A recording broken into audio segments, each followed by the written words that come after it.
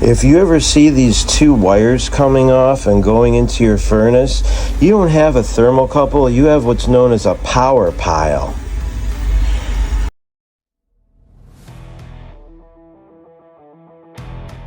I have never seen a safety valve like this, where the steam is going to come up around when you lift this up right there. All right, check this out.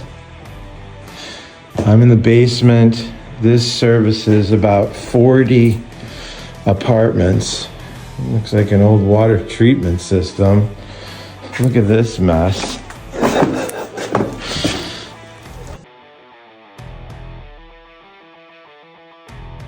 Here's a rather unconventional way to clean a sight glass. I just unscrew the top, get that off of there, and use thermostat wire, 18 gauge thermostat wire, stick it down in there and scrub. I'll use some different chemicals, give this a try, stick it in there. Ugh. Maybe try some Windex, let it sit for a while. And scrub away on the inside. Real easy and very hacky.